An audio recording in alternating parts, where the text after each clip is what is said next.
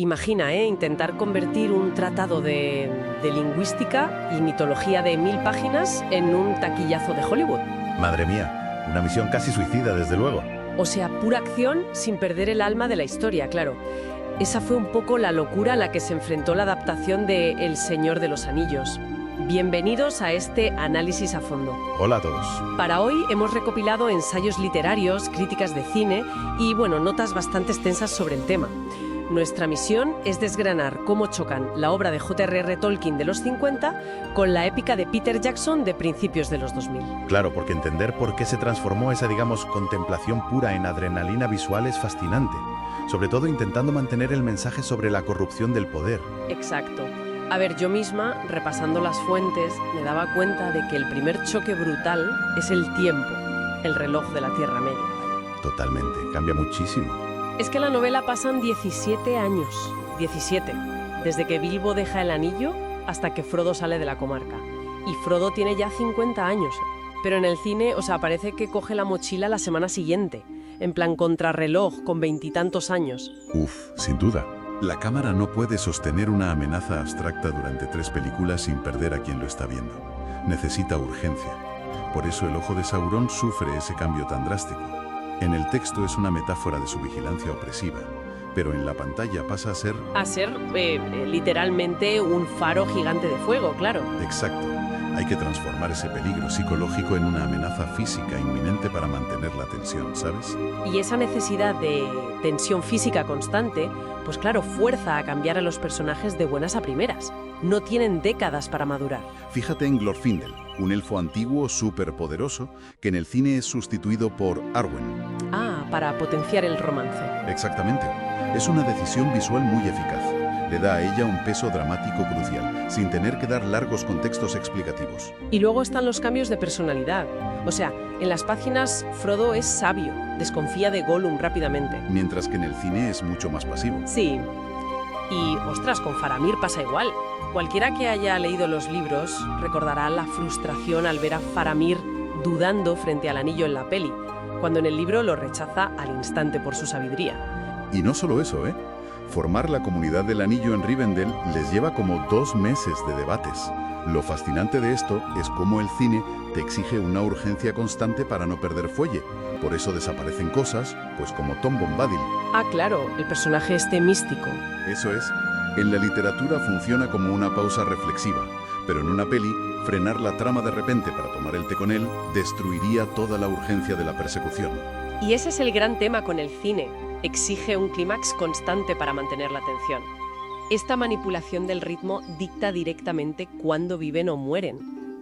Lo cual nos lleva a redefinir los finales, empezando por Boromir. Su caída protegiendo a los hobbits es el gran cierre dramático de la primera película, un final súper épico. Pero en las páginas de Tolkien, esa muerte ocurre realmente al inicio del segundo libro. En las 2 torres. Exacto. Hablemos de Andúril. Es el arma legendaria que cortó el anillo de la mano de Sauron hace siglos.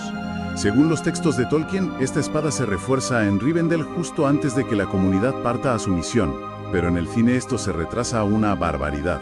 Aragorn no recibe la espada hasta la 3ª entrega, en El Retorno del Rey. Y ni hablemos de Aragorn. En el libro es casi una figura mítica, ¿verdad? O sea, un líder clásico listo para reinar desde la página 1. Pero en el cine es un mar de lulas que huye de su linaje. Pero hay una razón estructural de peso detrás. El cine moderno detesta a los personajes perfectos.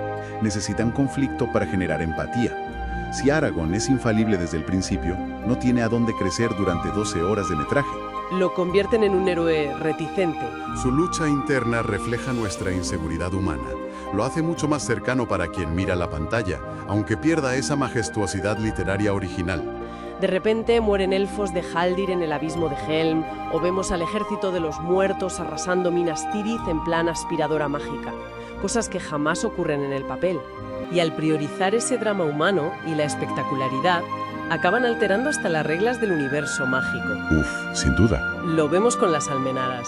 En el cine, Pippin las enciende en secreto. Desobedeciendo órdenes, sí. Pero en el texto, cuando llega a Gondor ya ardían. El mundo ya estaba preparado para la guerra. Claro, pero Jackson necesita que el acto de rebeldía de Pippin sea lo que impulse la trama. La acción del personaje mueve la historia, no el entorno. Por eso mismo también vemos al rey brujo romper el báculo de Gandalf. ¡Ostras, claro! Rompen la jerarquía de poder de Tolkien para dar un susto visual. Y generar peligro, sí. Hasta el diálogo muta. El no puedes pasar del libro, que es solo afirmar un hecho, Se convierte en el famoso y desafiante no pasarás. justo. Entonces, ¿qué significa todo esto? Pues si conectamos esto con el panorama general, vemos que ambas versiones son válidas. Una prioriza la fidelidad de un mundo histórico y la otra el impacto emocional. En resumen, que el formato dicta la narrativa. Los libros nos piden paciencia y el cine adrenalina pura. Uf, sin duda. Así es exactamente como la cultura popular recuerda a Saruman en las películas.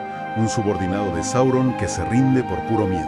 En los libros, su plan maestro, a espaldas de todos, era encontrar el anillo, derrocar a Sauron e instaurar un nuevo orden ilustrado. Es que su magia no es física. Su verdadera arma, y la más peligrosa, es su voz, una voz hipnótica. En el cine muere empalado en una rueda de pinchos. Espectacular, sí, pero vacío. En el libro sobrevive. Sí. Usa esa misma voz para convencer a los Ents, a esos pastores de árboles gigantes, de que lo dejen marchar, y huye hacia la comarca, el hogar de los hobbits, bajo el alias de Zarquino. Y allí establece una dictadura industrial, esclavizando y talando árboles. Al perder su gran escenario, su necesidad de dominio no desaparece. Solo busca víctimas más vulnerables. Se aferra al control más miserable hasta que Grima, su propio sirviente, lo asesina a las puertas de una casa hobbit. La omisión más trágica de todas es el saneamiento de la comarca. En la literatura, el clímax no acaba en el monte del destino.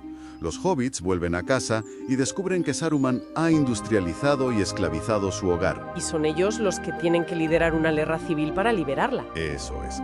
Pero en la película, Saruman muere mucho antes y la comarca se queda intacta, como una postal perfecta. ¿Y por qué amputar algo tan vital para los protagonistas? Pues porque choca frontalmente con la estructura de Hollywood, ¿sabes? Añadir un epílogo bélico de 45 minutos después del gran clímax emocional hundiría el ritmo de la peli por completo. Ya, tiene sentido narrativo. Pero claro, al eliminarlo se diluye el mensaje final de Tolkien, que los hobbits ya no necesitan ser salvados por grandes héroes, porque ellos mismos son guerreros capaces de defender su hogar. Todo esto explica muy bien esa gran división, ¿eh? Por un lado, millones de fans que adoran las películas, y por otro, la crítica feroz de Christopher Tolkien. Sí, que sintió que el cine había triturado una filosofía profundísima para vender, cito textualmente, acción para adolescentes. Es que al final, esta comparativa es una clase magistral de cómo cada medio exige herramientas distintas para impactar en su público. Totalmente de acuerdo. Lo que funciona en la pausa de un libro a menudo fracasa en la urgencia de una pantalla de cine. Y esto demuestra que adaptar una obra maestra no es simplemente coger unas tijeras y acortar texto. Es literalmente reescribir la geografía emocional para que la narrativa resuene visualmente en un medio completamente diferente. Y nos devuelve a esa idea del principio. Si los momentos cumbre, el ritmo y el mensaje de cierre de una epopeya se modifican de una forma tan drástica al saltar de formato, queda una pregunta en el aire para darle unas cuantas vueltas en casa. ¿Sigue siendo fundamentalmente la misma historia o el medio audiovisual se convierte de facto en el nuevo autor de nuestro mito? Hasta la próxima inmersión profunda.